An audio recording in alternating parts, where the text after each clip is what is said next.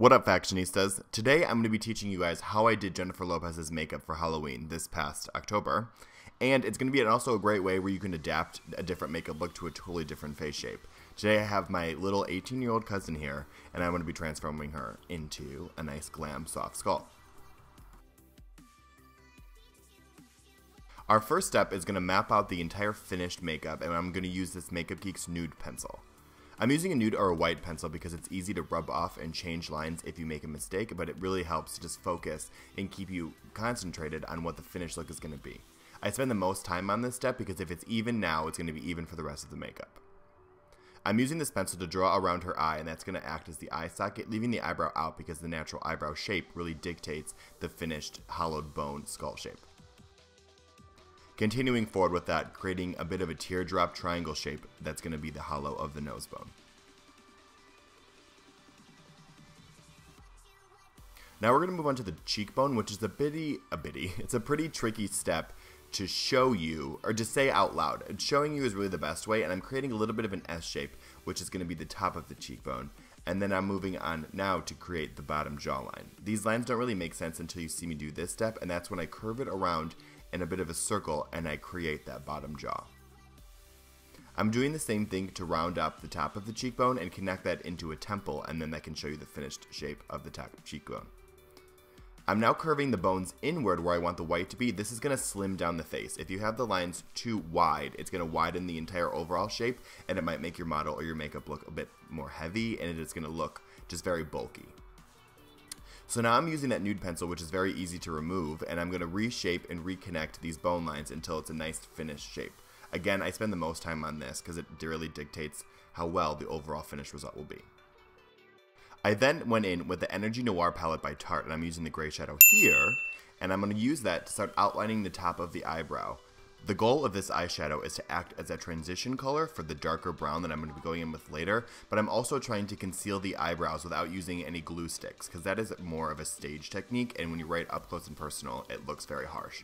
So I want to use dark eyeshadows to really hide the brow as well as possible. I'm carrying this under the eye, and I'm getting rid of any of that light nude eye pencil, and I'm really starting to create now the final eye shape. I'm using that gray tone to add that transition color to the outer corners of the eye, as well as the inner corners of the eye, which is where I ultimately want the most depth in the finished look. Going with the dark brown eyeshadow there, and I'm using that now to really deepen up and conceal the eyebrows as best as possible, but also add interest and depth in the inner and outer corners of the eye. You will notice as this eye progresses that your eye is starting to not be attracted to the eyebrow, and it's more being attracted to the empty hollowed shape of the finished eye, and that is really the purpose of the darker shadows. We want to conceal that eyebrow and make sure that all of the focus of the human eye is going to all the right places to really sell this makeup look as best as possible. I'm using a blending brush in between each step to blend out these eyeshadows and continue to outline and add depth around the entirety of the eye.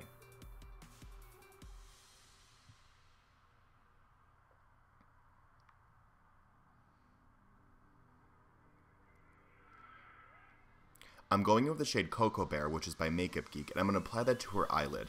I didn't use this color on Jennifer because she is a tanner, deeper tone skin tone, and it really sold that warmth of the eye on its own. But if you're using more fair skin, definitely use a nice warm tone eyeshadow. I'm using a sharp, pointed Q-tip with makeup remover to really sharpen up this eye look to really sell and keep the focus on the eye. You don't want anything too diffused here. You want to keep it nice and sharp.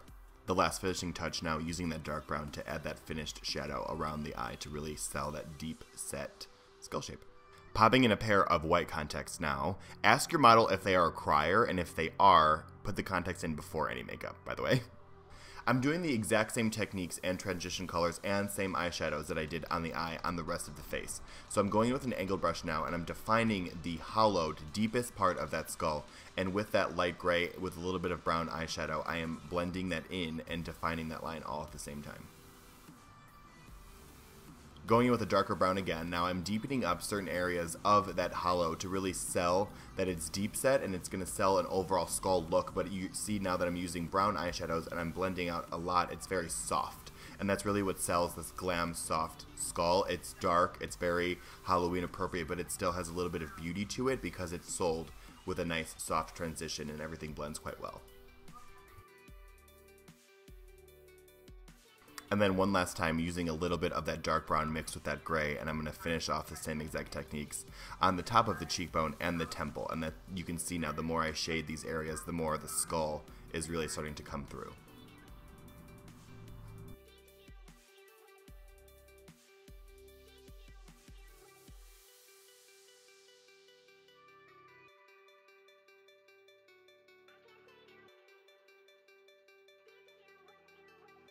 And one last time, the same exact techniques, shadows and shading on the nose.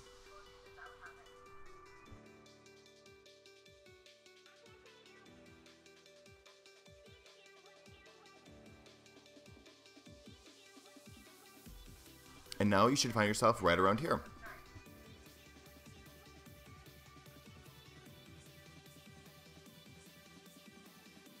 I'm going in now with the Makeup Forever Flash Palette, which is a cream-based paint, and this Makeup Forever brush, which is really, honestly, a paintbrush. And I'm using the brown with a little bit of black, and I am using that now to contour around the perimeter of the forehead. I'm using a cream-based paint instinctively because it has better blendability, and it's going to sell that the overall look of this face paint is a very soft, like almost glamorous skull. So cream-based paints will give you a little bit better blendability than a water-based paint, so I'm going to use that now to contour everything softly.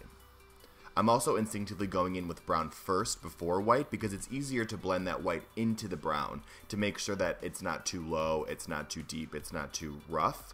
So I'm going in with brown first, and if it's too low and it's too dark, then I can use that white to kind of carry that contour higher, if that makes sense. Hopefully it does. Depending on how fair your model is, this black might not be necessary, but I'm going in with the black finally to blend into the hairline so no skin tone is showing, and then I'm going to blend that down into the brown. But mostly the goal of that is to make sure that none of the scalp is showing and that it really sells that this is an overall nice skull. I'm going with the white cream paint from that same Makeup Forever Flash palette, and I'm first applying it to the center of the forehead and without any instinct. I'm not taking it too high into the brown, because then I'm going to go in now with a sponge, and I'm going to use that sponge to blend that white into the brown. So again, to just reiterate that, if you would have went in with the white first and then you tried to contour down with the brown and you ended up making it too dark or too low, you'd be forced to then remove the entire makeup of the forehead. So that's why I put the contour brown down first and then the white down after, because it ensures that it's going to come out the way you really want it to. And with that same white, I'm now taking a small concealer brush and I'm just going to go over the rest of the face with that white. Keep in mind also this is a grease and cream based paint. It's not a water activated paint, which means it does not set on its own. So you need to take a translucent or a white eyeshadow and you need to set all of these white areas to make sure that it doesn't slip and slide around the face. And if you do this and you set it well, it will last all night long.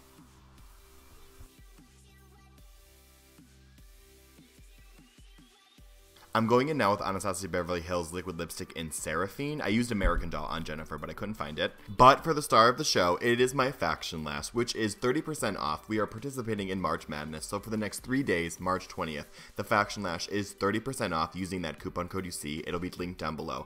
This code works to get 30% off of the Faction Lash, as well as all of the mink and regular eyelashes that New Bunsum sells. So again, down below, you got 3 days. Go buy stuff! But this is the finished overall look, and with the lashes just look so gorgeous and elongated. But that's the finished tutorial, my friends. I really hope that you guys liked it and learned something, and definitely tag me in your recreations. I love you guys so much, and I'll see you guys in the next video. Bye, friends!